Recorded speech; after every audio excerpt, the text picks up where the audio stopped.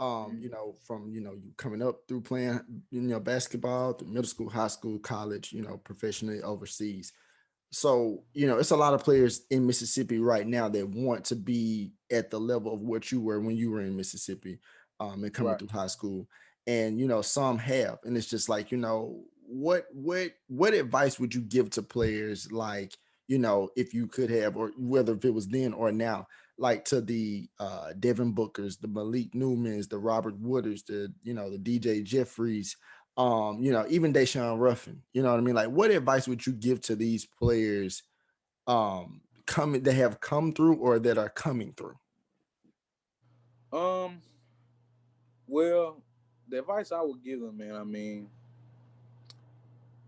it's you have to have a team.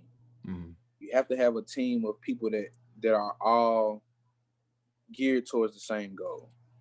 Um, your parents, your coaches, and you have to all be on the same page. And what that means to me is you have to be you have to be humble first of all. Right. You have to work you have to work your tail off and constantly work to become better. Once you become better, now it's the mental part about it. So a lot of these guys that I've that I've watched, come up after me, or this social media thing, I can't say it bothers them. I'm only on the outside looking in, but I think it changed the mental of a player when you are so young and everybody thinks they're the next LeBron. Everybody thinks they're the next Allen Iverson, or everybody wants the fame or the recognition in high school Right. or in their state. Everybody wants to be recognized. But the thing that I did more than anything, and it's probably why there's some people that are around in the state that don't really know who Andre Stringer is because I was so focused on just training, competing, and playing. I never got a chance to go out there and say, "Oh, I'm the best," or "I'm this," or "I'm that." I didn't have social media to constantly post my highlights, or you know, the way I was made, the recognition that I had came from actual people who actually watched. It Right. wasn't about the guy that never watched, that only heard.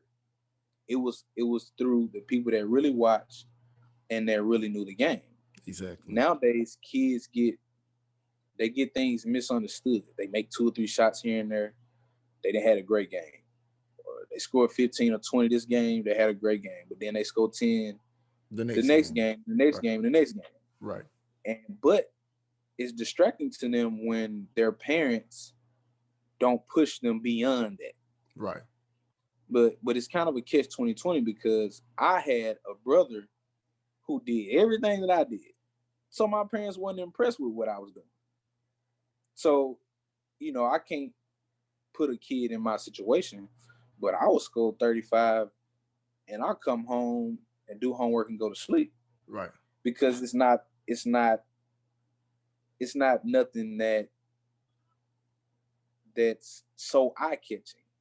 What's eye catching is, well, can you do it again? Yeah. How many times can you do it now? Okay, now you scoring at will. Okay, how much can you win? Can you make your teammates better? How much can you learn about the game? What can I see different next game? Are you good with your left now? Can you finish with your left now? Because you're gonna need that in college. Right. All right, you didn't play defense none in high school. Are you gonna play defense in college? That was the mindset that I came home to each and every day. I didn't come home to uh, my parents patting me on the back every night. You know, I mean, they would express that I played good and I did well, Right. but there was no. It was always the next thing, the next thing. Exactly. Right. What can you do next? So I think that's one thing with kids today. They gotta focus on every aspect of the game